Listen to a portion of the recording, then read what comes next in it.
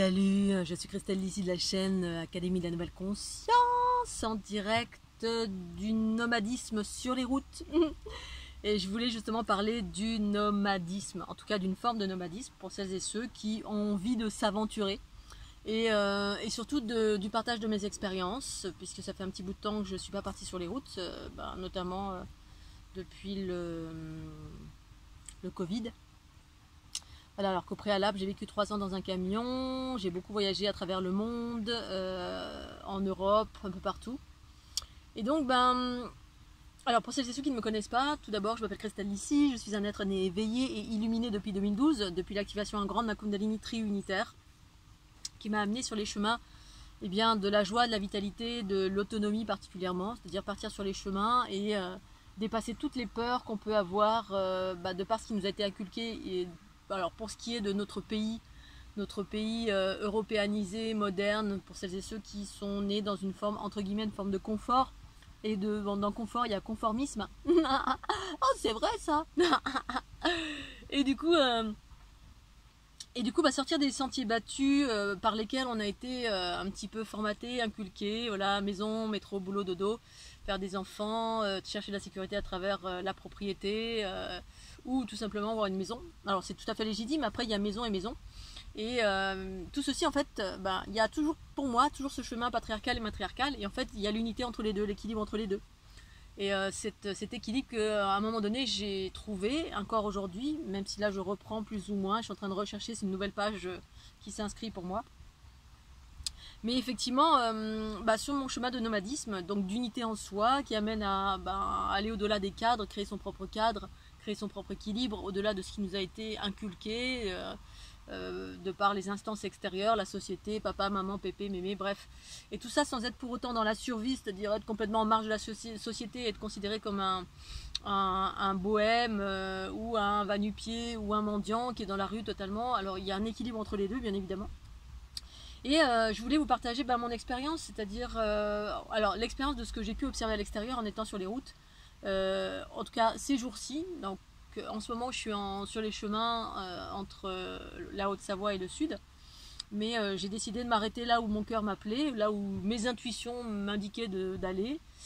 J'adore la nature, j'adore contempler, j'adore la beauté des lacs, des montagnes, j'adore l'escalade, j'adore les via ferrata, j'adore le bateau, bref je suis une touche à tout. Dans le sport, bien sûr, le sport doux, enfin, je pratique ce qui me met en joie.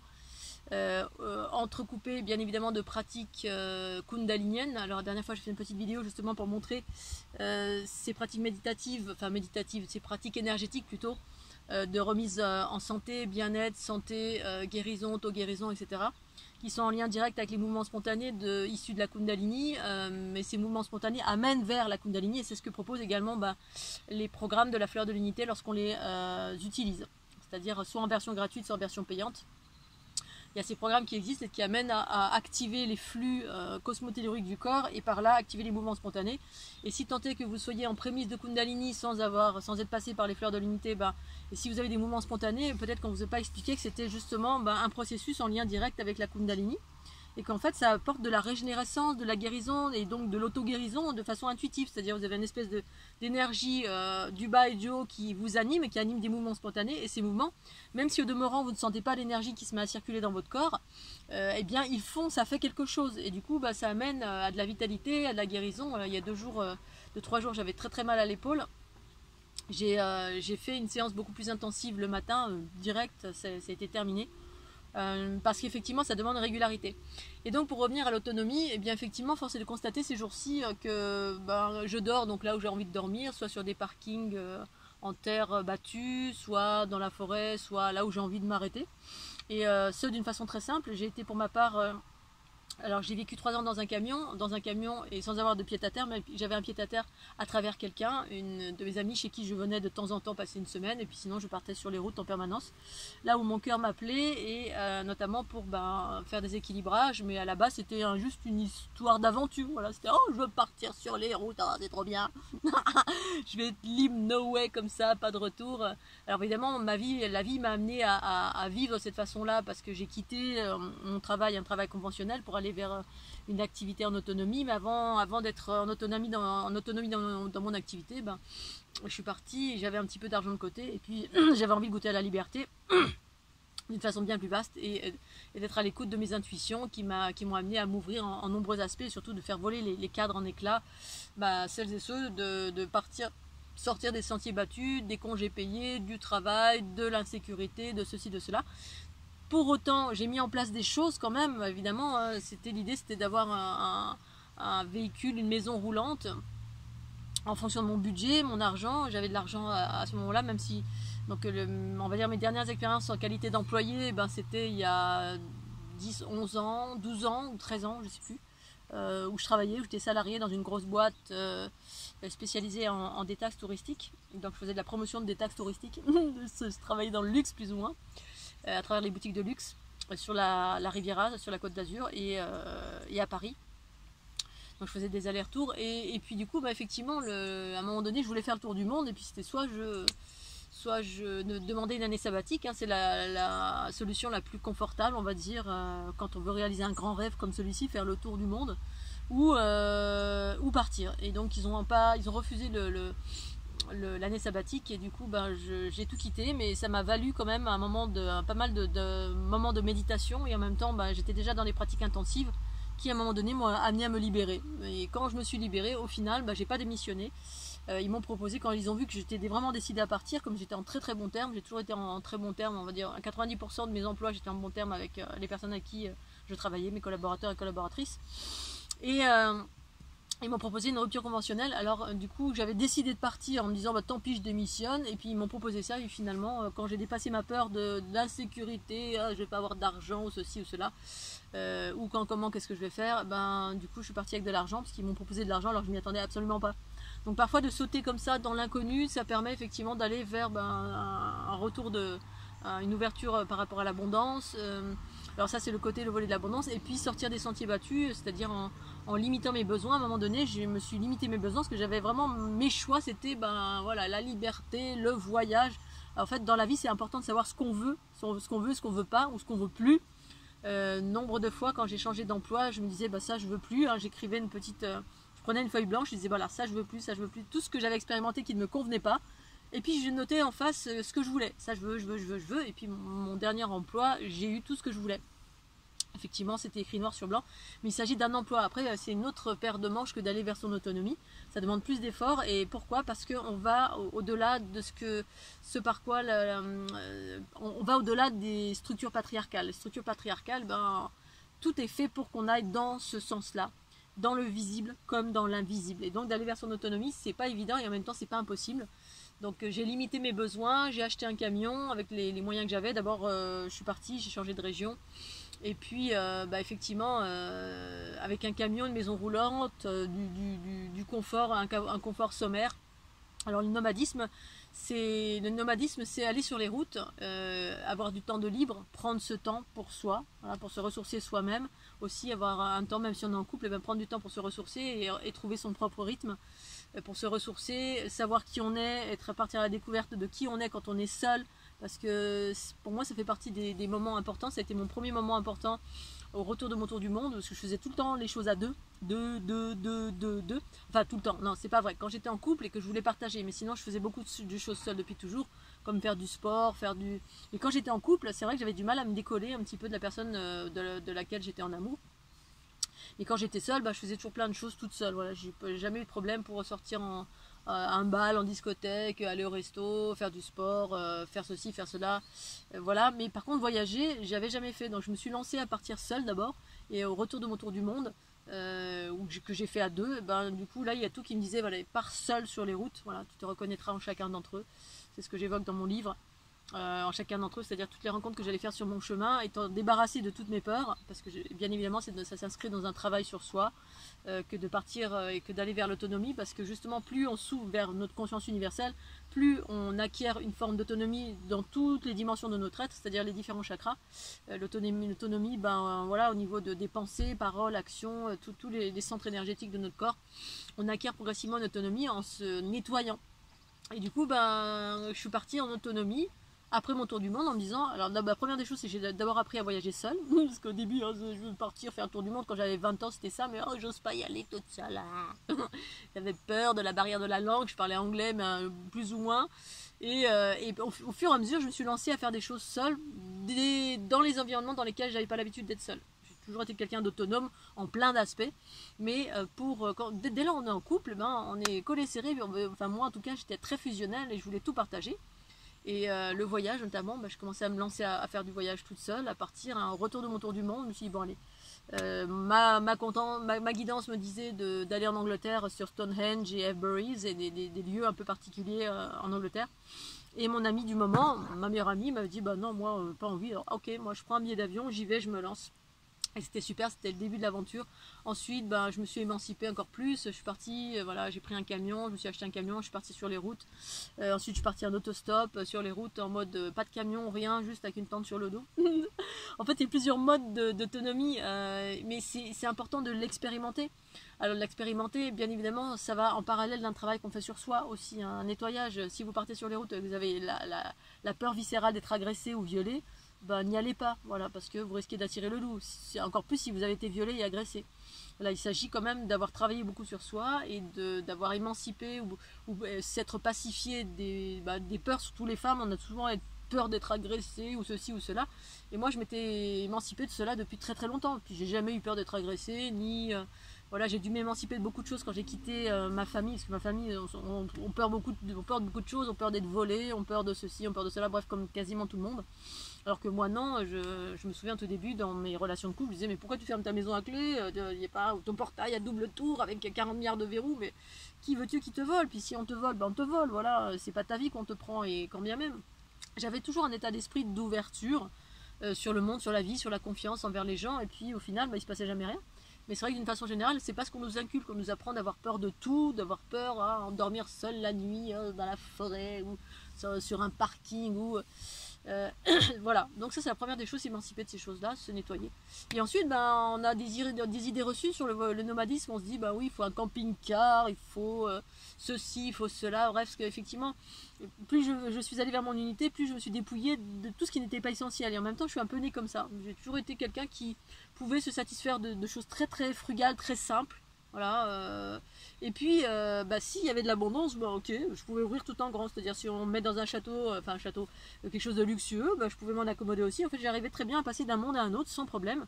Me contenter de peu, hein, 3 noisettes, 2 figues. En autostop. Alors autostop, c'est effectivement, j'avais peut-être pas l'habitude de ça, j'ai fait du stop quand j'avais 16 ans, puis ensuite j'en ai plus jamais fait parce que le confort, c'est que, enfin le confort, l'envie quand on est adolescent, c'est ah vite, on va avoir une voiture, on veut de l'autonomie bien sûr, et c'est normal. On acquiert beaucoup de possessions, on veut beaucoup de choses pour ensuite pouvoir s'en délester une fois qu'on a été rempli de plein de choses. Une fois qu'on a vécu, voilà, c'est comme te dire bah va vers le célibat, c'est bien pour l'unité, et si t'as jamais vécu l'amour, la sexualité dans tous ces aspects, voilà, on n'a pas comblé tous les espaces du corps, bah, en fait, ça fait partie d'un chemin aussi de combler tous les espaces du corps à tous les niveaux, autant que faire se peut, bien sûr. Et moi, en tout cas, il m'a semblé avoir été contentée en plein d'aspects pour pouvoir ensuite me délester. Alors, l'idée, c'était pas ça, hein, il n'y avait pas de plan, il n'y avait pas de chemin, il n'y avait rien, il y avait juste j'ai vécu ma vie. Et puis, au fur et à mesure des pratiques méditatives et de recherche d'unité, d'éveil, la rencontre du soi supérieur ou de la source pure de mon être, eh bien c'est ce qui s'est produit. Voilà, je me suis toujours lancée pleinement dans la vie à tous les niveaux, au niveau de tout, du travail, des amis. S'il fallait quitter un travail, je quittais, je reprenais. Bref, j'ai eu à peu près une trentaine d'emplois parce que j'ai jamais aimé être enfermée. Dès que quelqu'un m'enfermait, c'était non, voilà, ça c'était inné chez moi, je n'avais pas d'insécurité à ce niveau-là. Ma liberté était la plus importante en fait dans ma vie. Donc du coup, la même chose pour les amis, les personnes avec qui j'étais en couple, hein, si ça allait pas, je quittais, même si là c'était un petit peu plus dur parce que l'amour, je crois que c'est l'aspect un petit peu plus compliqué dans la vie de tout à chacun, surtout quand on est fusionnel. Mais pour autant, il n'y a jamais eu de débordement à tel point que je puisse rester avec quelqu'un alors que vraiment ça se passait mal. Si ça se passait vraiment trop mal, je partais. Il y a toujours eu cette autonomie très puissante chez moi, cette liberté très puissante qui faisait que, ok, si on doit y aller, on y va, si on doit partir, on part. Et qui va de pair avec le respect de soi-même en fait. Et pour ce qui est de revenir à l'autonomie, évidemment, sur les routes, plus ça va, plus je rencontre. Là par exemple hier soir, depuis que je suis en extérieur, là, je croise des jeunes qui sont, voilà, ils sont en voiture, ils mettent un matelas dans leur voiture, une voiture basique, hein, petite, grande, moyenne. Ils sont sur les routes, ils bougent, ils voyagent. Ça peut être le camping-car, la petite voiture on dort dedans, la petite tente en mode sauvage, ça peut être... moi j'ai à peu près tout expérimenté, voilà, enfin tout, peut-être pas tout, mais j'ai commencé par un camion, parce qu'effectivement on passait d'une maison de 100 ou 200 mètres carrés, ben, un camping-car, enfin j'ai pas le camping-car, un camion aménagé, mais un petit camion, je savais exactement, je voulais que ça passe partout, je voulais que ce soit discret, je voulais l'aménager à mon goût, à moi, je voulais que ce soit assez voilà, simple aussi, hein, pas de douche, pas de machin, je voulais pas amener ma maison dans mon camion comme certains le font dans les camping-cars. Après, libre à chacun, hein, c'est pas un jugement porté, mais l'idée de moi de partir sur la route, c'était d'apprendre à être en autonomie avec peu, c'est-à-dire apprendre l'autonomie, c'est-à-dire si j'ai rien, je sais faire. Voilà, et parce que beaucoup d'individus, on est tellement habitués à du confort, à de l'abondance, à l'eau qui coule du robinet, la douche, etc., que si on n'a pas ça, on se sent totalement démuni et perdu. Oh, j'ai pas de douche, oh, si je vais manger où, alors on va me prendre pour un mendiant, voilà, en ce moment je suis pas bien coiffée, ben, je peux être tiré à 4 épingles, enfin peut-être une épingle, voilà, parce que je suis pas tellement quelqu'un qui se tire à 4 épingles, plutôt en mode nature sauvage. Là, ça fait 2-3 jours que je me baigne dans le lac après l'escalade, ben voilà, ça me dérange pas. Et puis pour ce qui est de me laver, ben je me lave d'une façon rudimentaire, c'est-à-dire dans une rivière. Une rivière où... Voilà, alors après évidemment ça peut poser un cas de conscience, pour autant ça c'est un cas de conscience par lequel je suis passée, qui est pour moi une moindre mesure lorsqu'on est vraiment nomade, qu'on fait attention à tout, qu'on est déjà respectueux de 4 milliards de choses, hein, ne serait-ce que de poser le pied sur une plante, ben, je fais attention. Donc là je fais très attention, j'utilise des produits qui sont, comment dire, respectueux, et je vais pas me doucher avec plein de... Bref, je fais attention à une multitude de choses, et je me lave, bah, pas tous les jours, hein, je me lave une fois par semaine, parce que bah, je sois dans une maison, dans un camion, je suis pas quelqu'un qui transpire, je suis pas quelqu'un de sale, mon corps il est, voilà, on va dire qu'il sent bon tout le temps. Il sent bon tout le temps mon corps. Ça c'est les phénomènes de l'unité. Et bref, les choses sommaires et simples, et effectivement, ben, je croise des gens qui sont dans des camping-cars qui bougent de plus en plus, qui sont soit sur les routes, soit dans une voiture, des jeunes, des vieux, des moins vieux. Je trouve ça extraordinaire, ce mouvement, cette envie de liberté. Comme hier soir, j'ai croisé un monsieur, il me disait de la plus grande, c'était un monsieur qui habitait à Sainte-Maxime, qui avait trouvé un terrain, qui avait mis une caravane dessus. Puis je lui parle un petit peu de ma quête d'autonomie, et il me dit, mais t'as raison et tout, hein, parce que la plus grande des forces, en fait, c'est la plus grande des richesses, c'est cette liberté, justement, qu'on arrive à trouver tout à chacun, pour celles et ceux qui cherchent cette liberté. Quoi d'autre? Quelqu'un qui arrive ici? Ouais. Et ce que je voulais dire aussi, c'est que alors, tous les différents modes d'autonomie, les différents modes les véhicules que j'ai utilisés, un camion, un Renault Trafic. Ensuite, mon Renault Trafic, j'en ai eu deux camions. Ensuite, je suis passée à... quand mon Renault Trafic, alors c'était juste après ou avant le Covid, je venais juste de le mettre à la casse, et puis j'ai failli me retrouver sans véhicule avant le Covid. Alors vite, j'ai acheté à la hâte, mais très rapidement, parce que je me suis dit, oh là là, si je me retrouve sans véhicule, on est confiné, tout ça, moi c'est hors de question de rester enfermé. Donc je me suis vite acheté à la hâte un Renault Kangoo. Je me suis dit, un Renault Kangoo, je voulais un véhicule où je pouvais, il y avait un petit peu d'espace, plus ou moins utilitaire, et puis dans lequel je pouvais aménager au moins un petit lit, hein. Le Renault Trafic, j'avais aménagé pour 2 personnes au cas où, parce que j'ai vécu un certain temps en couple, et donc du coup dans certains de mes périples, il y avait mon ami qui venait avec moi. Ensuite, suite aux péripéties de couple, plus de couple, et le deuxième j'ai aménagé pour 1. Je me suis dit, cette fois-ci je fais un lit, c'est tout, c'est que pour moi. Ça suffit maintenant, hein, tout seul, tranquille. Et puis le Kangoo, pareil, ça m'allait bien. Je me suis dit, finalement, voilà, ça m'allait bien le célibat, et de continuer à être voilà, et d'avoir juste un petit espace. Et puis je rencontrais des gens sur mon chemin qui vivaient dans une voiture, hein, qui allaient à droite, à gauche, une jeune femme notamment qui m'avait beaucoup inspirée. Alors j'en croisais beaucoup dans le département de l'Aude, hein, avec la voiture remplie de plein de choses. Alors effectivement tout dépend, on peut être en mode très édulcoré avec rien du tout, ou avoir beaucoup de matière.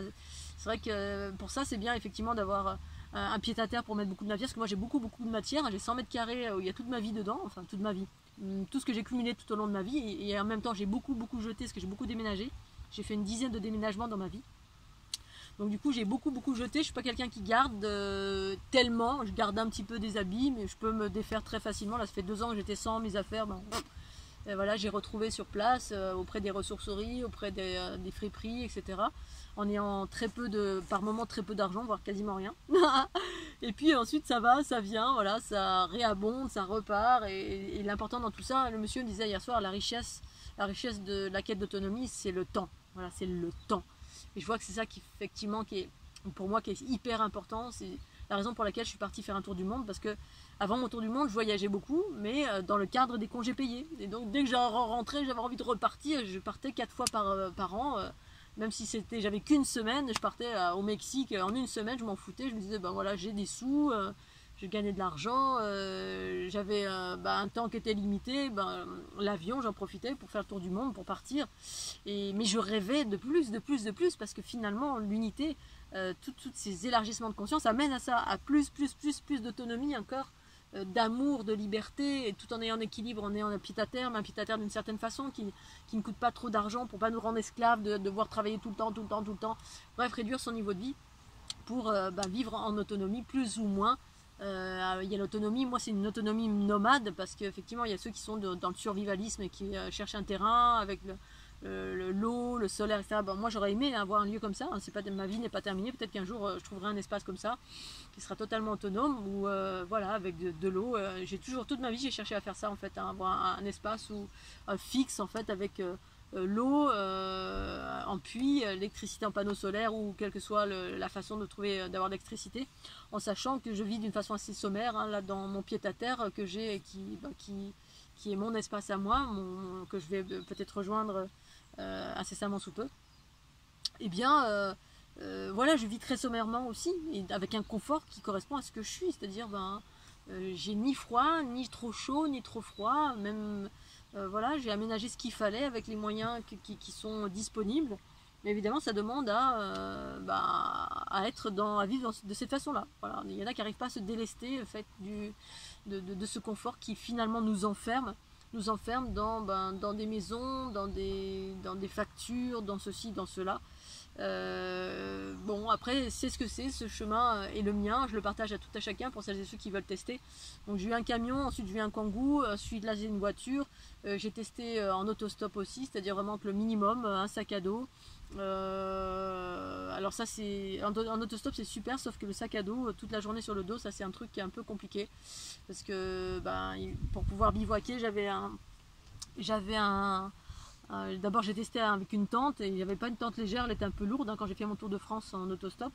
Donc c'était pour moi très contraignant, mais j'ai voulu expérimenter pour savoir ce que ça faisait, voilà, si je pouvais être autonome avec une tente. Et puis c'était mes premières expérimentations de dormir en sauvage, pas dans un camping, mais n'importe où, sur un gazon, dans une forêt. Bref, je suis passée par toutes les étapes d'émancipation de la peur, hein, la peur, oh je vais me faire agresser. Et au final je me suis émancipée. Et les dernières expérimentations d'autonomie et de voyage avec très peu d'argent, parce que c'est la première chose que j'ai expérimenté quand j'ai quitté mon travail, hein. Je m'étais dit, voilà, je vais avoir telle somme, et puis avec ça on va voir si je peux arriver à tenir un mois en bougeant partout à droite à gauche sans être contracté, regarder son compte en banque, se dire, oh là là, j'ai plus que ça, je regardais rien du tout, je me disais j'ai ça. Et puis je voyais au fur et à mesure, ça se passait très très bien, et au fur et à mesure j'ai baissé mon niveau de vie comme ça, parce qu'effectivement plus on achète de la matière, et plus on veut gagner d'argent, parce qu'on veut toujours plus, alors qu'en fait ça nous enferme encore plus ou moins. En tout cas pour moi c'est mon avis. Et à moins d'être Rothschild, voilà, si on est Rothschild et qu'on a beaucoup, on a beaucoup d'argent qui tombe, c'est super. Mais dans le cadre de, on va dire, l'individu lambda moyen sur la planète Terre, voilà, et d'avoir beaucoup d'argent dès la naissance, c'est pas le cas de tout le monde. Et en même temps, ça nous endort aussi que d'être dans un quotidien, dans une maison, dans un confort qui est ce qu'il est. Ça nous enferme, ça nous endort, ça enferme la conscience universelle qui a besoin d'être confrontée. Pour moi, voilà, là, je suis à côté d'une rivière, j'ai envie de me laver, je vais dans la rivière, je suis vraiment dans mon état naturel, natif, terrien, incarné, hein, je suis toute nue, les gens ils sont là, ils sont pas là, je m'en fous, je fais attention quand même. Mais c'est d'être dans ce contact à la nature, comme ça, dans une simplicité complètement extraordinaire qui est vitalisante à tous les niveaux. C'est-à-dire, j'ai rien, j'ai tout, je suis heureuse dans tous les contextes. Donc, mes expériences les plus, on va dire, basiques, c'était partir sur les routes. Alors, la première avec le sac à dos et la grosse tente, et là, c'était compliqué. Hein, j'avais un mal de dos, c'était terrible. Et ça limitait un peu dans les espaces où je voulais aller. Et puis la deuxième fois que j'ai refait ce voyage à La Réunion, c'était la même chose, sauf que là je me suis dit je vais prendre aucune tente, je vais dormir comme ça, même le sol, et je vais prendre juste un petit hamac, hein. Donc l'idée c'est effectivement d'avoir le moins de choses possible sur le dos, se libérer de la matière, ce qui s'est passé pour moi pendant mon tour du monde, hein. Le tour du monde, c'était partir pendant 6 mois avec un sac à dos, avec des choses qui vont durer pendant 6 mois. C'est un bon exercice justement de dépouillement en lien avec cette forme de nomadisme en autonomie. Et là, c'était pas vraiment l'autonomie, mais c'était apprendre déjà à se délester du trop, voilà. On est dans le superficiel, la superficielle. Alors c'est bien d'avoir trop quand on a un grand espace et d'avoir les deux, mais quand on voyage, il faut savoir aussi se libérer et d'être, voilà, prendre que ce dont on va passer par des expérimentations comme ça. Non pas que ce soit bien, que ce soit mal, c'est ce que c'est un partage, parce que pour l'un comme l'autre, je trouve que c'est juste, mais c'est pas l'idée, c'est de pas être enfermé par la matière. C'est-à-dire, on peut avoir beaucoup de matière, je peux avoir une grande maison, mais si demain je perds ma maison, je perds ma matière, ben, voilà, je vais rebondir dans d'autres circonstances, et voilà. Et du coup, ben, mes dernières expérimentations, j'avais juste un hamac, je dormais au bord de... Voilà, l'idée c'était de dormir comme ça, trouver un endroit. Je me souviens très bien, c'était ma première expérience de dormir comme ça, comme un mendiant le ferait.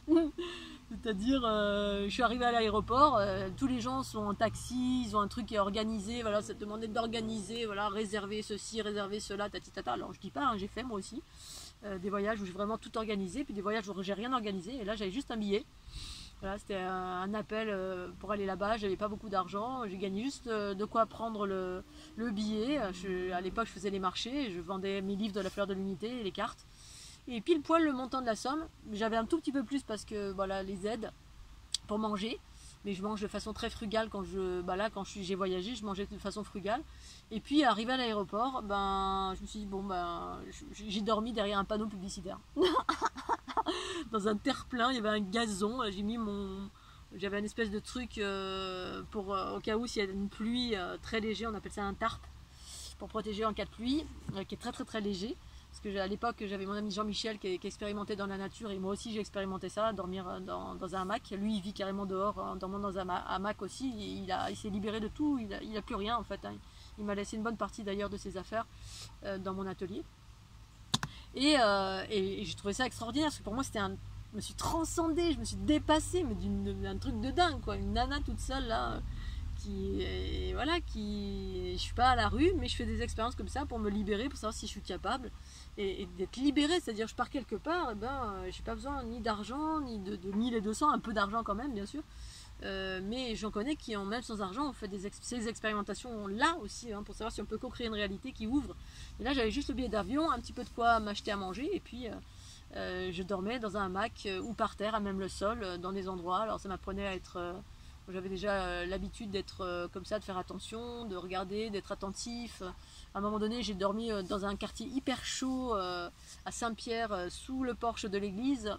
Je me suis réveillée avec des fourmis plein la tête. Je me suis dit, ça me gratte, c'est bizarre. Bref, en fait, c'est juste extraordinaire ces aventures de la vie, parce que ça amène justement à cette notion dans l'unité et l'éveil de la conscience du tout et du rien. Je peux tout avoir, rien avoir, c'est ok. Et en même temps, c'est sûr, je préfère avoir tout. Non, mais si j'ai rien, c'est ok, parce que le rien, c'est le soleil, il fait beau, c'est génial. Je suis sur un parking, je suis au paradis, que j'ai choisi bien sûr, hein. Je suis pas sur un truc de supermarché, et en même temps, ça m'est déjà arrivé de dormir sur un truc de supermarché, je m'en fous en fait. Je suis tellement dans... Voilà, j'ai mon petit cocon, c'est une voiture, voilà. Je me suis installée, alors je dors pas supra bien, mais pour moi c'est supra bien quand même, c'est tout roudoudou.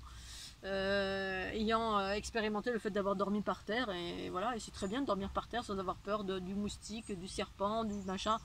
Une fois j'avais quelqu'un qui était venu avec une lampe, qui me disait qu'est-ce que vous faites là madame, j'étais dans un hôtel, le jardin d'un hôtel, parce que il me semblait que j'avais été un petit peu, quelqu'un me regardait un petit peu comme ça, parce que je voulais dormir sur la plage, et je ne me suis pas sentie en sécurité, comme j'ai mes antennes dans tous les sens, donc j'écoutais à chaque fois mes antennes, et puis là je me disais bon allez taillot. Et le gardien, il me découvre. Il dit, qu'est-ce que vous faites madame? Ben, je dors.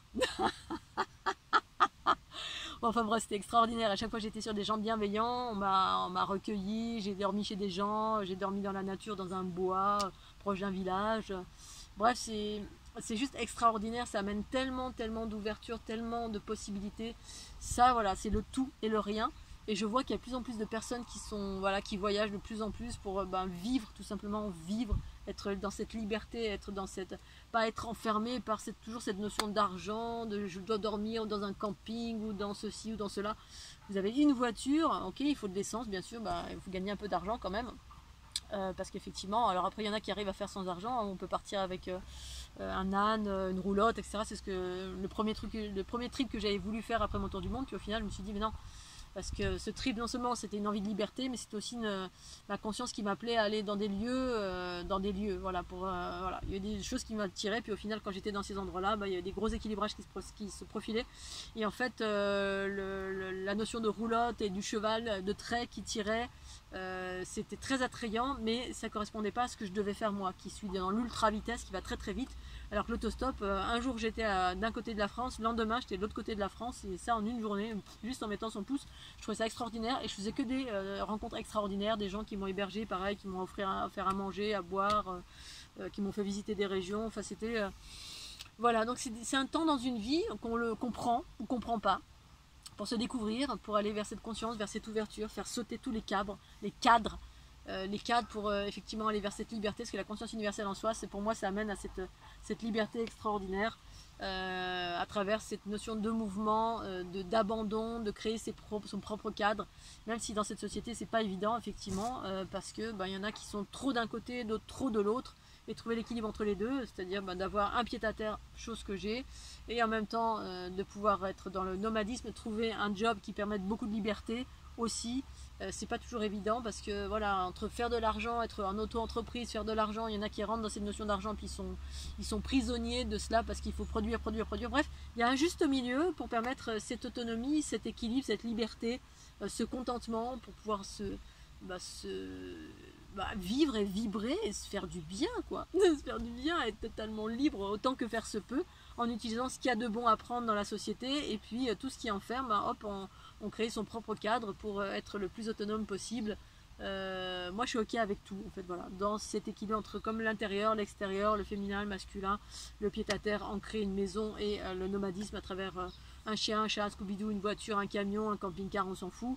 Bref, tout ce qui est nécessaire pour vivre de cette façon-là, si tant est que ça vous inspire, ça vous donne envie de vivre de cette façon. Moi je me sens pleinement dans la vie dans ce contexte, et donc voilà, j'avais envie de partager maintenant tout de suite. Je suis partie un petit peu loin à New York, mais voilà, c'est le partage de l'instant, et je vais continuer à manger ma petite pomme, mon repas frugal et pendant que je suis en train de charger mes batteries, et je vous fais un gros bisou Scooby-Doo, puis bon nomadisme alors si vous avez envie, hein. Bisous, tchuss.